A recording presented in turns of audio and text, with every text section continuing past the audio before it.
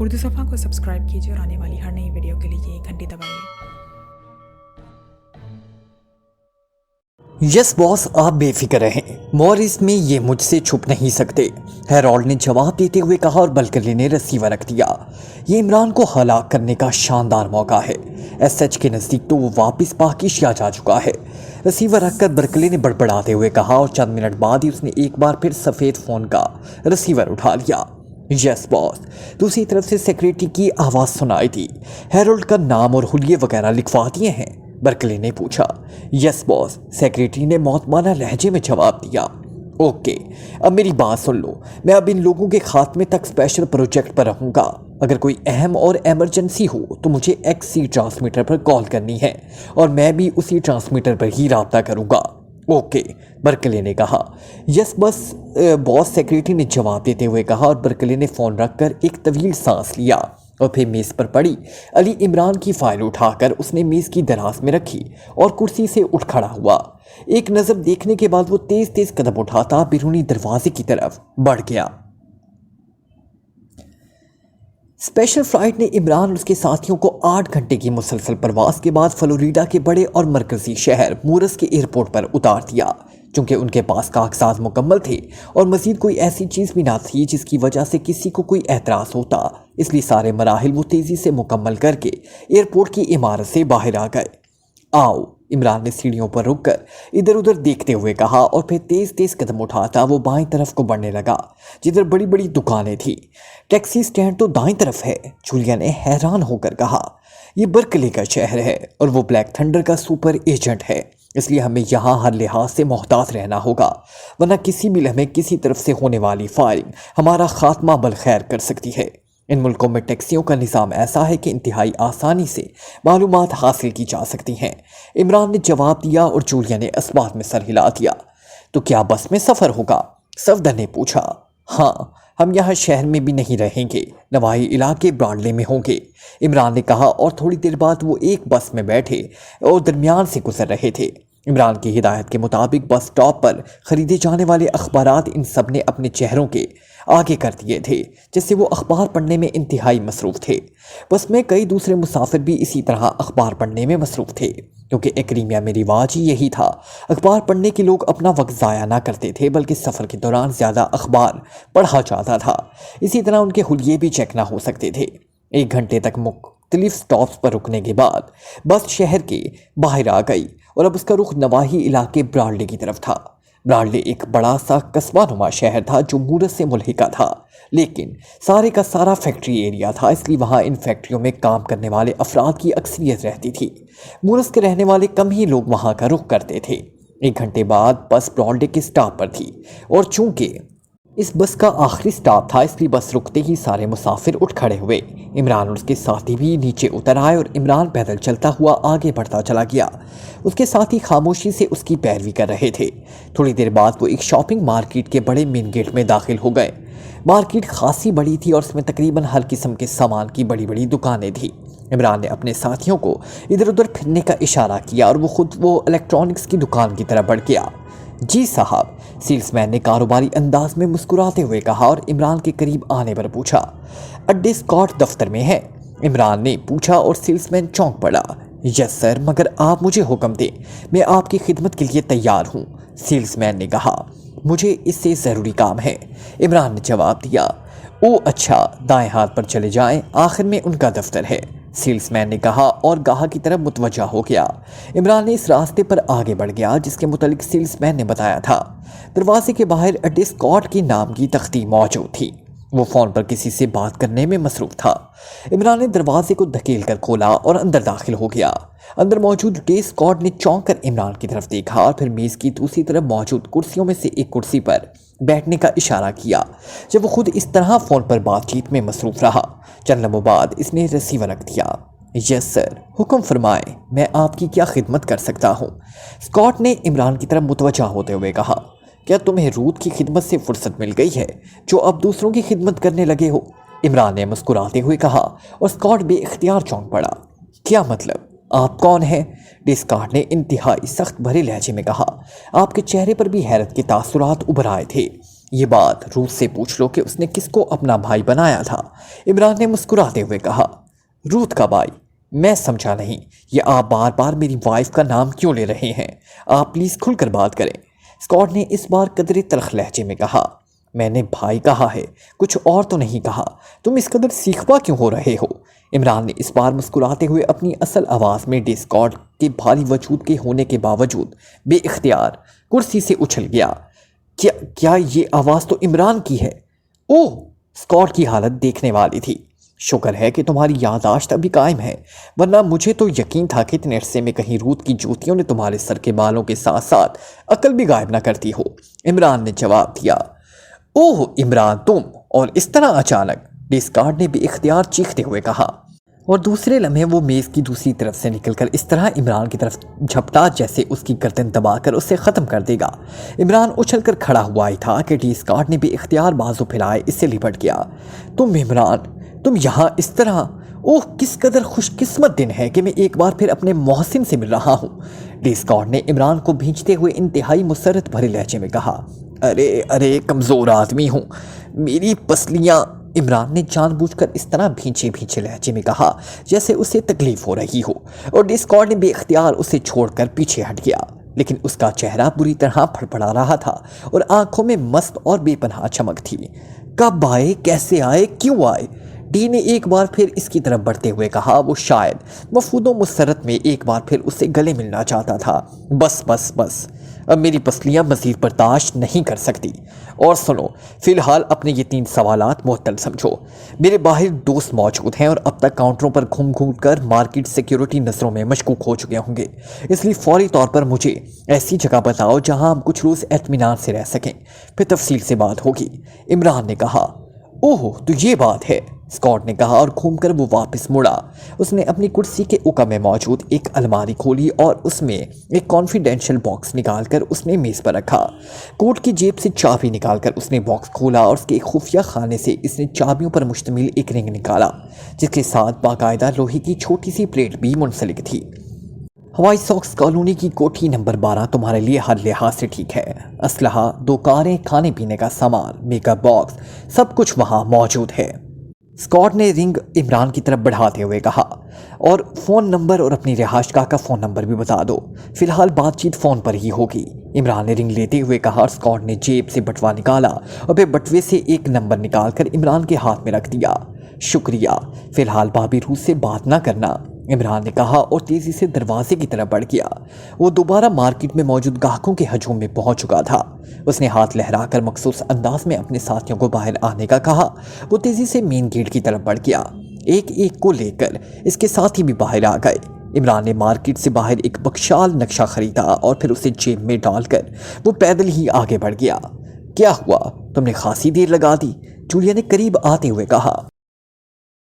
رہائش کے لیے خفیہ اڈا چاہیے تھا، وہ مل گیا ہے، عمران نے کہا۔ پھر وہ ایک تنگ سی گلی میں داخل ہو گیا۔ اس کے ساتھی بھی ادھر ہی آ گئے۔ عمران نے جیب سے نقشہ نکالا، اسے کھول کر اس میں وائی ساکس کالونی تلاش کرنے میں مصروف ہو گیا۔ آؤ، نزدیک ہی ہے، پیدل چلیں گے لیکن سب لوگ علیحدہ علیحدہ رہیں گے۔ ہو سکتا ہے کہ برکلے نے اس قصبے کو بھی چیکنگ ایریا میں شامل کر رکھا ہو۔ عمران نے نقشہ تہہ کر کے جیب میں ڈالتے ہوئے اپنے ساتھیوں سے کہا اور واپس سڑک کی طرف مڑ گیا۔ پھر تقریباً آدھے گھنٹے تک مختلف علاقوں میں گھومنے کے بعد وہ ایک رہائشی کالونی میں داخل ہوئے۔ یہ نو تعمیر کالونی تھی، اس لیے اس میں بنی ہوئی کوٹھیوں کی تعداد کم تھی اور درمیان میں خالی پلاٹ زیادہ تھے۔ شاید یہی وجہ تھی کہ اکا دکا کاریں اور فٹ پاتھ پر چند لوگ ہی چلتے نظر آ رہے تھے۔ اور گیٹ پر رک کر عمران نے جیب سے اسکاٹ کا دیا ہوا کارڈ نکالا اور چند لمحوں بعد اس نے سائڈ پر گیٹ لگا ہوا تالا کھول کر دھکیلا اور اندر داخل ہو گیا۔ گیٹ اس نے کھلا چھوڑ دیا اور آگے عمارت کی طرف بڑھ گیا۔ تھوڑی دیر بعد ایک ایک کر کے وہ سب کوٹھی میں پہنچ گئے۔ واقعی ان کی ضرورت کی ہر چیز موجود تھی۔ تم اس قدر دور دراز علاقوں میں بھی ایسے آدمی سے اپنی مدد حاصل کر سکتے ہو، جولیا نے حیرت بھرے لہجے میں کہا۔ بنانے پڑتے ہیں ایسے تعلقات، تمہاری طرح نہیں کہ بن بنائے ہر وقت بگاڑنے کے موڈ میں رہتی ہو، عمران نے کہا۔ کیا مطلب؟ کیا یہ کوٹھی، جولیا نے چونک کر کہا، بے حد وسیع القلب اور بے حد پیار کرنے والی خاتون کی ہے؟ اس نے عمران نے اس بات میں سر ہلاتے ہوئے کہا تو جولیا کا چہرہ یکلخت آگ کی طرح بھڑک ہوتا۔ تو تمہاری شیطانیت اور کمینگی یہاں تک بھی پھیلی ہوئی ہے، جولیا نے کاٹ کھانے والے لہجے میں کہا۔ ارے اس میں شیطانیت و کمینگی کہاں سے داخل ہو گئی؟ روت بیچاری تو انتہائی نیک دل اور نیک فطرت خاتون ہے۔ میرا مطلب ہے روت اسکاٹ، میری بھابھی۔ عمران نے جولیا کے چہرے پر یکلخت بدلتے ہوئے تیور دیکھ کر کہا۔ کیا مطلب بھابھی؟ یہ اسکاٹ تمہارا بھائی کہاں سے ہوا؟ جولیا نے بے اختیار ایک طویل سانس لیتے ہوئے کہا۔ بھائیوں سے بڑھ کر ہے، اس مارکیٹ میں اس کا بہت بڑا کاروبار ہے۔ پہلے ناراک میں ملازمت کرتا تھا، اس کے والد یہاں کا لارڈ تھا۔ وہ بڑا مشہور شکاری تھا اور شکاری کے لیے پاکیشیا آتا جاتا رہتا تھا۔ ڈیڈی سے اس کے خاصے پرانے تعلقات تھے۔ اس نے اسکاٹ اور اس کی والدہ ہمارے ہاں ہی ٹھہرا کرتے تھے۔ اسکاٹ تقریباً میرا ہم عمر ہے، اس لیے ہماری بڑی دوستی تھی۔ پھر اسکاٹ میرے ساتھ آکسفورڈ میں بھی پڑھتا رہا۔ اس کا رجحان چونکہ بچپن ہی سے بزنس کی طرف تھا، اس لیے اس نے بزنس ایڈمنسٹریشن میں آکسفورڈ یونیورسٹی سے ڈگری لی۔ کافی دیر وہ ناراک کی بڑی بڑی کمپنیوں کے انتظامی عہدوں پر کام کرتا رہا۔ والد کے انتقال کے بعد وہ مستقل طور پر یہاں شفٹ ہو گیا اور اس نے الیکٹرانکس کا بزنس شروع کیا۔ جس مارکیٹ ہم گئے تھے وہ اس کی ذاتی ملکیت تھی۔ اس کی بیوی روت اس کی کزن ہے۔ اسکاٹ بڑا رومانٹک سا نوجوان ہے۔ اس ناراک میں اس کی دلچسپیوں کے بڑے چرچے رہتے ہیں، لیکن اس کے والد ڈیڈی کی طرح انتہائی سخت گیر انسان تھے۔ چنانچہ مجھے اسکاٹ کو ساری دلچسپیاں چھوڑ کر روت سے شادی کرنا پڑی اور حقیقتاً روت ہی اس کے لیے سب سے بڑی دلچسپی بن گئی۔ اس کی شادی میں ہمارا سارا خاندان شریک ہوا تھا۔ اسکاٹ نے کاروبار کرنے کے ساتھ ساتھ منشیات کے خلاف بھی ایک بڑی تنظیم بنا لی ہے، لیکن اس کا دائرہ کار صرف براڈلے تک ہی محدود تھا، اور اس وجہ سے براڈلے میں حالانکہ اکثریت طبقے کے لوگ رہتے ہیں، لیکن یہاں منشیات کی بڑی سے بڑی تنظیم کے پیر بھی نہیں جم سکتے۔ حتیٰ کہ مافیا نے بھی اسکاٹ کی وجہ سے براڈلے کو اپنے بزنس کے لیے خطرناک علاقہ قرار دیا۔ میں نے براڈلے آنے کا پروگرام ہی اسکاٹ کی خاطر بنایا تھا، کیونکہ یہاں اس کی وجہ سے ہمیں ایسی سہولیات مل سکتی تھی جس کی وجہ سے ہم بلیک تھنڈر جیسی ذہین اور بین الاقوامی تنظیم کے خلاف کام کر سکے۔ عمران نے پوری تفصیل بتاتے ہوئے کہا، اور جولیا کا چہرہ بے اختیار کھل اٹھا۔ میں روت سے ضرور ملوں گی۔ کہاں رہتی ہے وہ؟ جولیا نے کہا۔ اسکاٹ کے دل میں عمران نے مسکراتے ہوئے جواب دیا اور کمرہ ساتھیوں کے کہکوں سے گونج اٹھا۔ جولیا بھی اختیار مسکرا دی۔ پھر اس سے پہلے کہ ان کی مزید بات چیت ہوتی، میز پر موجود ٹیلی فون کی گھنٹی بج اٹھی اور وہ سچ چونک پڑے۔ اسکاٹ کی کال ہوگی، عمران نے مسکراتے ہوئے کہا اور ریسیور اٹھا لیا۔ یس، عمران نے بدلے ہوئے لہجے میں کہا۔ ڈے اسکاٹ بول رہا ہوں۔ دوسری طرف سے اسکاٹ کی آواز سنائی دی۔ ارے کہیں کرایہ مانگنے کے لیے تو فون نہیں کیا؟ یار اب اتنے بھی کاروباری نہ بنو، کچھ تو پرانے تعلقات کا بھی لحاظ کر لیا کرتے ہیں۔ عمران نے اس بار اپنے اصل لہجے میں کہا۔ تم سے کرایہ تو روت لے گی، تم نے مجھے منع کر دیا ہے، ورنہ اگر اس سے معلوم ہو جاتا تو اب تک وہ تمہارے پاس پہنچ بھی چکی ہوتی۔ میں نے تو اس لیے فون کیا کہ رہائش گاہ پسند آئی یا نہیں، اگر نہیں تو کسی اور جگہ بندوبست کروں۔ دوسری طرف سے اسکاٹ نے ہنستے ہوئے کہا۔ رہائش گاہ مجھے تو کم، البتہ میرے ساتھیوں کو زیادہ پسند آئی ہے، اور مجھے معلوم ہے کہ روت نے تمہاری شکایتوں کی ایک طویل لسٹ بنا رکھی ہوگی، لیکن فی الحال میں تمہارے ساتھ بنا کر رکھنا چاہتا ہوں، عمران نے جواب دیا، اور دوسری طرف سے ایک بار پھر زوردار کہکا بلند ہوا۔ عمران، خدا کے لیے روت کو پہلے کی طرح الٹی پٹی نہ پڑھا دینا، پچھلی بار بھی مجھے اسے منانے کے لیے ناک سے 7 لکیریں نکالنی پڑی تھی۔ اسکاٹ نے ہنستے ہوئے کہا۔ ارے اس لیے تمہاری وہ ہاتھی کی سونڈ جیسی ناک متناسب نظر آ رہی تھی۔ چلو اس بار سیدھی پٹی بڑھا دوں گا اور وہ 7 لکیریں نکالے گی، مگر مسئلہ یہ ہے کہ روت کی ناک پہلے ہی اس قدر مختصر ہے کہ اگر دوسری تیسری لکیر میں گھس گھسا کر غائب ہو گئی تو تمہیں بے ناک کی بیوی سے گزارا کرنا پڑے گا، عمران نے جواب دیتے ہوئے کہا، اور اسکاٹ ایک بار پھر ہنس پڑا۔ بس تم نے نہ سیدھی نہ الٹی کوئی پٹی نہیں بڑھانی، مجھے اور روت کو گڈ بائے، دوسری طرف سے ہنستے ہوئے کہا کیا، اور اس کے ساتھ ہی رابطہ ختم ہو گیا۔ عمران نے مسکراتے ہوئے ریسیور رکھ دیا۔ اب کیا پروگرام ہے عمران صاحب؟ عمران کے ریسیور رکھتے ہی صفدر نے انتہائی سنجیدہ لہجے میں کہا۔ سب سے پہلے تو ہم نے یہ میک اپ تبدیل کرنے ہیں، کیونکہ ہو سکتا ہے کہ برکلے تک ہمارے حلیے پہنچ چکے ہوں۔ اس کے بعد ہم نے یہ معلوم کرنا ہے کہ وہ لیبارٹری فلوریڈا میں کہاں ہو سکتی ہے، جہاں احسن بے کو رکھا گیا۔ ہمارا اصل ٹارگٹ تو احسن بے کو اس کے فارمولے سمیت واپس حاصل کرنا ہے، عمران نے بھی سنجیدہ لہجے میں کہا۔ پہلے یہ تو طے ہو جائے کہ واقعی برکلے بلیک تھنڈر کا ایجنٹ ہے، اور کیا واقعی یہ لیبارٹری فلوریڈا میں ہے؟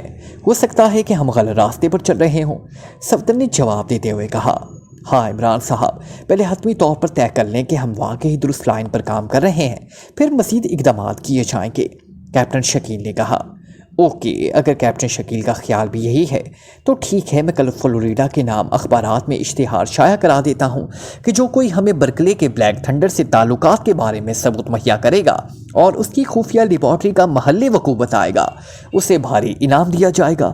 عمران نے منہ بناتے ہوئے کہا اور صفدر کے چہرے پر قدرے شرمندگی کے تاثرات ابھر آئے، جبکہ کیپٹن شکیل نے بے اختیار آنکھیں جھکا لی۔ کیپٹن شکیل اور صفدر دونوں کی بات درست ہے۔ خبردار جو تم نے سیکرٹ سروس کے اس قدر سنجیدہ اور ذمہ دار ممبرز کا مذاق اڑانے کی کوشش کی۔ جولیا نے بھڑک کر کہا، نہیں مس جولیا، واقعی ہمیں احساس ہے کہ ہم نے غلط بات کی ہے۔ کیپٹن شکیل نے کہا، کیا غلط بات کی ہے؟ کیا یہ بات غلط ہے کہ آخر میں جا کر اگر یہ معلوم ہوا کہ برکلے کا بلیک تھنڈر سے کوئی تعلق نہیں تو پھر تنوین نے غصیلے لہجے میں کہا، ارے اس قدر غصہ دکھانے کی ضرورت نہیں، یہ بات طے کرنے کے لیے ہی تو میں نے یہ کوٹھی حاصل کی ہے، لیکن اسے طے کرنے کے لیے ہمیں کوئی ایسا لاہیا عمل سوچنا ہوگا جس سے یہ مسئلہ جلد از جلد حل ہو سکے گا۔ عمران نے مسکراتے ہوئے کہا، یہی بات تو ہم کہہ رہے تھے، آپ نے خواہ مخواہ اسے دوسرا رنگ دے دیا۔ صفدر نے مسکراتے ہوئے کہا، چلو پھر کوئی لاہیا عمل سوچو، آخر تم سیکرٹ سروس کے انتہائی وفادار اور سنجیدہ ممبر ہو، میں اس دوران میک اپ کر لوں۔ عمران نے کرسی سے اٹھتے ہوئے کہا، بیٹھ جاؤ، زیادہ نخرے دکھانے کی ضرورت نہیں، سمجھے؟ جولیا نے پھاڑ کھانے والے لہجے میں کہا، یا اللہ، شاید براڈلے کی آب و ہوا ہی ایسی ہے کہ مجھ جیسے تباہ آدمی کے لیے سازگار نہیں۔ عمران نے طویل سانس لیتے ہوئے کہا اور دوبارہ بڑے مسمسے سے انداز میں بیٹھ گیا، میرا خیال ہے کہ ہمیں اس برکلے کو ہر صورت میں اغوا کرنا چاہیے، اس سے معلوم ہو سکتا ہے کہ اصل بات کیا ہے، لیبارٹری کا محل وقوع بھی اس سے بھی معلوم ہو سکتا ہے۔ تنوین نے بات کرتے ہوئے کہا۔ جولیا نے جس انداز میں عمران کو ڈانٹا تھا اسی طرح تنویر کا چہرہ بھی اختیار مسرت سے کھل اٹھا تھا۔ ہاں، اس کے سوا اور کوئی چارہ بھی نہیں۔ جولیا فوراً ہی تنویر کی تائید کر دی اور تنویر کا پہلے سے کھلا ہوا چہرہ اور بھی کھل اٹھا، اس کا سینہ بھی اختیار 2 انچ مزید پھول گیا۔ لیکن برکلے ہوگا کہاں؟ صفدر نے کہا، اس زرینکو نے بتایا تھا کہ وہ یہاں کا مشہور آدمی ہے، پھر تنظیم وائٹ بلڈ کا سربراہ بھی ہے، اس لیے مورس میں اس کے تعلق آسانی سے معلومات حاصل ہو سکتی ہے۔ تنویر نے جواب دیتے ہوئے کہا، مطلب ہے کہ ہمیں میک اپ کر کے واپس مورس جانا چاہیے، وہاں جا کر ہم پہلے برکلے کے بارے میں معلومات حاصل کریں، پھر اسے اغوا کر کے یہاں لے آئیں اور اسے لیبارٹری کے بارے میں معلومات حاصل کریں۔ جولیا نے بحث کو سمیٹتے ہوئے کہا، ہاں، اس کے سوا اور کیا ہو سکتا ہے؟ تنویر نے کہا، تم خاموش کیوں بیٹھے ہو؟ جولیا نے عمران سے مخاطب ہو کر کہا، میں یہ سوچ رہا ہوں کہ واقعی چیف نے چن چن کر انتہائی سمجھدار لوگوں کو ممبر بنا رکھا ہے، میں تو خواہ مخواہ سوچ کر اپنا دماغ خراب کرتا رہا۔ سیکرٹ سروس کے پاس تو ہر مسئلے کے حل کے لیے ریڈی میڈ حل موجود ہے۔ عمران نے منہ بناتے ہوئے کہا، خواہ مخواہ بکواس کرنے کی ضرورت نہیں، تم کب سے اس کے حاصل بن گئے؟ جولیا نے غصیلے لہجے میں کہا، عمران صاحب بظاہر تو یہی راہ عمل نظر آتی ہے، لیکن اگر یہاں آئے ہیں تو آپ کے ذہن میں ضرور پہلے سے کوئی لاہیا عمل موجود ہوگا۔ صفدر نے کہا، میں تو اسکاٹ سے ملنے اور روس سے گپے مارنے یہاں آیا۔ عمران نے جواب دیا، پھر وہی بکواس۔ جولیا نے جل کر کہا، سنو، تنویر تو ڈیشنگ ایجنٹ ہے، اس لیے اس کے ذہن میں تو ایسی ہی لائن آف ایکشن ہو سکتی ہے، لیکن صفدر تو سپر ایجنٹ ہے اور تم سپریم ایجنٹ بلکہ ایجنٹا صاحبہ ہو، تمہیں تو کم از کم سوچ سمجھ کر بات کرنی چاہیے۔ برکلے بلیک تھنڈر کا سپر ایجنٹ ہے، کوئی عام سا مجرم نہیں کہ زرنگو کی طرح پکے ہوئے پھل کی طرح ہماری جھولی میں آ کے دے گا۔ اور جہاں تک لیبارٹری کا تعلق ہے، ہو سکتا ہے کہ برکلے میں اس بارے میں بھی نہ جانتا ہو۔ عمران کا لہجہ یکلک سنجیدہ ہو گیا، تو پھر تم منہ سے کچھ بھولو گے بھی کہ نہیں؟ جولیا نے جھلائے ہوئے لہجے میں کہا، تم سب میک اپ کر لو، میں اسکاٹ کو یہاں بلا لیتا ہوں، ہو سکتا ہے کہ وہ برکلے کے بارے میں کچھ جانتا ہو، اگر نہ بھی جانتا ہوا تو اسے مورس کے کسی ایسے آدمی کا پتہ بہرحال معلوم ہو جائے گا جس سے ہم اپنے مطلب کی معلومات حاصل کر سکیں۔ عمران نے کہا، اور سب نے اسبات میں سر ہلا دیے، وہ سب عمران کی اس بات پر متفق نظر آ رہے تھے۔ ٹیلی فون کی گھنٹی بجتے ہی میز کے پیچھے کرسی پر بیٹھے ہوئے لمبے قد اور چھریرے جسم کے نوجوان نے چونک کر فون کی طرف دیکھا اور پھر ہاتھ بڑھا کر ریسیور اٹھا لیا۔ ہیرلڈ بول رہا ہوں، نوجوان نے کرخت لہجے میں کہا۔ فورڈ بول رہا ہوں باس، میں نے پاکیشیائی ایجنٹوں کا سراغ لگا لیا ہے۔ دوسری طرف سے ایک آواز سنائی دی تو ہیرلڈ بے اختیار چونک پڑا۔ کیسے؟ पूरी तफसील बताओ, हैरल्ड ने तेज लहजे में कहा। बॉस, एक औरत 4 मर्द स्पेशल फ्लाइट से आने के बाद किसी टैक्सी में बैठने की बजाय ब्रॉडले जाने वाली बस में सवार हुए। फिर उन्हें ब्रॉडले में पैदल चलते और स्कॉट शॉपिंग मार्केट में घुसते हुए देखा गया। उसके बाद वो गायब हो गए, उसने जवाब देते हुए कहा। ब्रॉडले, वो वहाँ क्यों चले गए? पूरी तफसील बताओ, हैरल्ड ने हैरत भरे लहजे में पूछा। बॉस, आपको मालूम है कि हमने सबसे पहले टैक्सी ड्राइवरों से मालूमात हासिल की, लेकिन वहाँ से उनके मुतल्लिक कुछ मालूम ना हुआ। मूरस तमाम होटलों और प्राइवेट रिहाइशगाहों में चेक कर ली गई, लेकिन इनका कोई सुराग ना मिला। पूरे मूरस में इस हुलिये का कोई शख्स नज़र नहीं आया, तो मैंने मूरस से बाहर जाने वाली ट्रांसपोर्ट से मालूमात लेनी शुरू कर दी और फिर एक आदमी से ये मालूमात मिल गई कि इन हुलिये के हामिल एक औरत और 4 मर्द ब्रॉडले जाने वाली बस में सवार हुए उसने देखे थे। इस बस का पता चल गया तो इसके ड्राइवर से भी इस बात की तस्दीक हो गई और इसलिए उसके जहन में ये बात आई थी कि ब्रॉडले पहुंचकर बस रुकी और सारे मुसाफिर उठ खड़े हुए और उसने उस एक औरत की तरफ इशारा करते देखा था। फिर उसने इन चारों को आगे जाते देखा। हालांकि सफ़र के दौरान वो एक दूसरे से बिल्कुल अजनबी बने रहे थे, लेकिन बस से बाहर निकलकर उन्होंने इस तरह एक दूसरे से बातचीत की जैसे वो एक ही ग्रुप के आदमी हों। और बॉस, वो ड्राइवर खाना खाने एक होटल में गया था तो इसने फुटपाथ पर इन चारों को इकट्ठे चलते देखा। ब्रॉडले में उसे आदमी मौजूद हैं। उनको जब ये हुलिये नोट कराए गए तो अब इतला मिली है कि इन हुलियों के आदमियों को स्कॉट शॉपिंग मार्केट में भी देखा गया था। फॉल्टर ने तफसील बताते हुए कहा। इसका मतलब है कि ये लोग मूरस एयरपोर्ट से ब्रॉडले पहुंच गए, इसलिए यहाँ इनका अता पता मालूम ना हो सका था। लेकिन ब्रॉडले भी तो बड़ा कस्बा है, वहाँ भी तो उन्हें तलाश करना होगा। अब ना जाने ये इस मार्केट से निकलकर कहाँ गए होंगे। और हाँ, ये भी मालूम करो कि वो इसकी मार्केट में क्यों गए थे। वो मार्केट जरा हटकर है, क्या वहाँ जाने में उनका कोई ख़ास मकसद था? हैरल्ड ने कहा।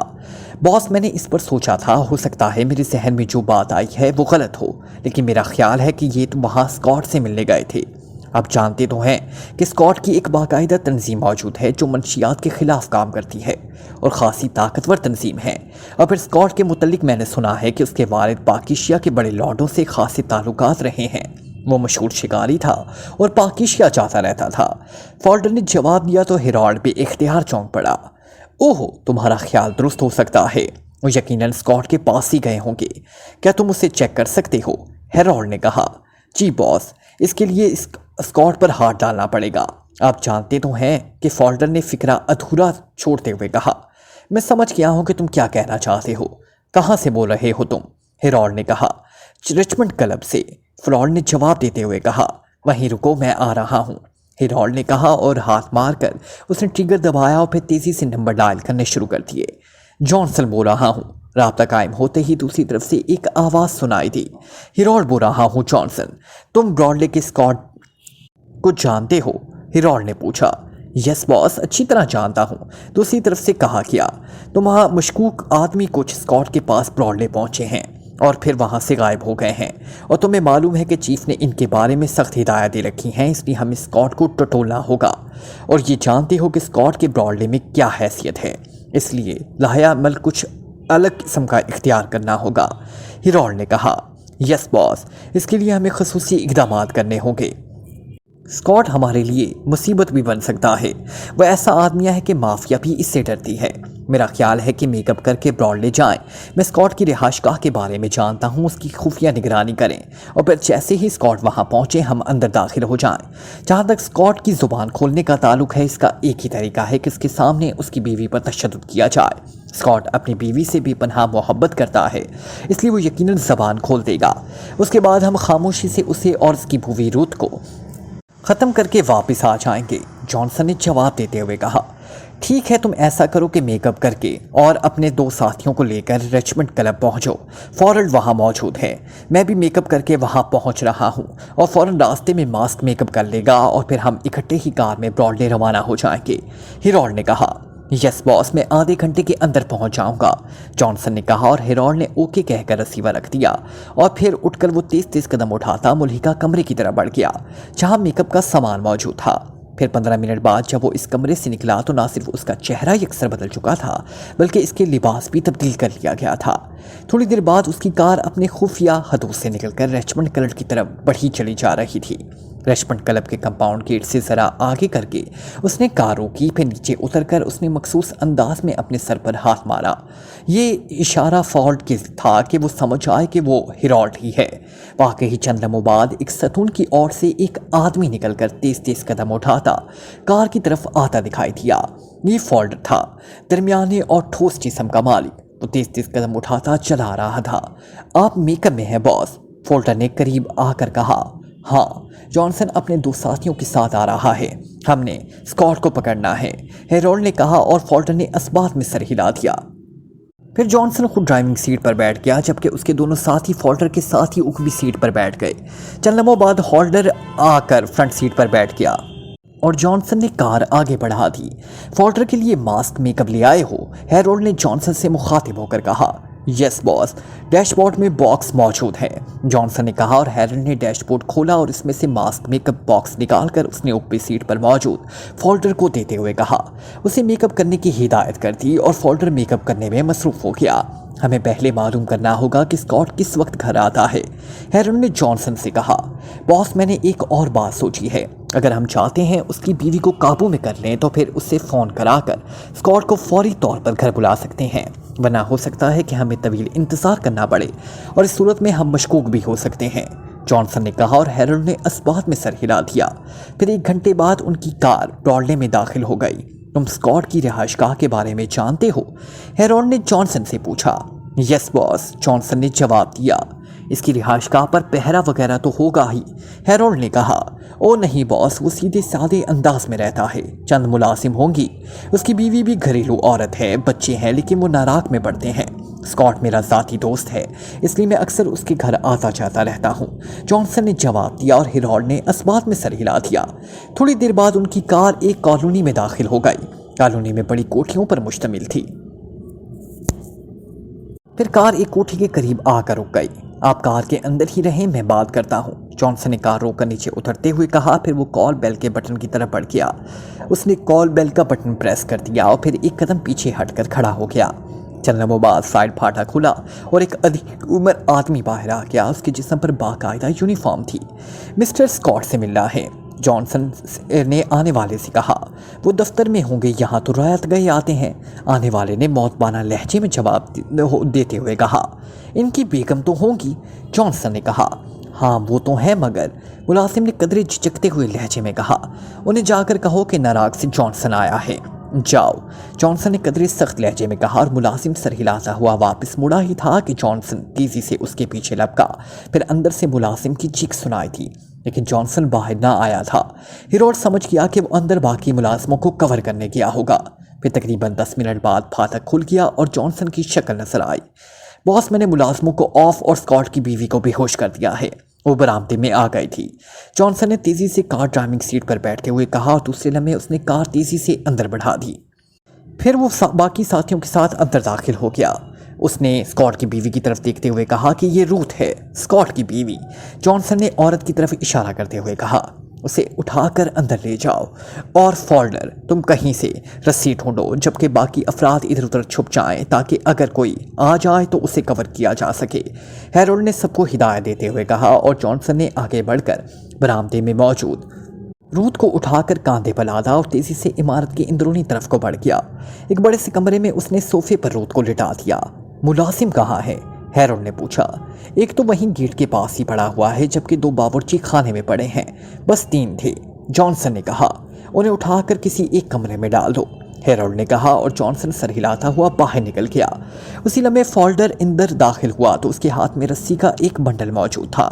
उसे कुर्सी पर बिठाकर बांधो, मैं तुम्हारी मदद करता हूँ, होल्डर ने उससे मुखातिब होकर कहा और चंद लम्हों बाद रूथ एक ही कुर्सी पर बंधी हुई बैठी थी, लेकिन उसकी गर्दन एक तरफ ढलकी हुई थी। उसी लम्हे जॉनसन भी वापस आ गया। उसे होश में ले आओ, हेरोल्ड ने कहा तो जॉनसन आगे बढ़ा। उसने रूथ के चेहरे पर जोरदार थप्पड़ मारने शुरू कर दिए और तीसरे थप्पड़ पर ही रूथ चीखती हुई होश में आ गई और जॉनसन पीछे हट गया।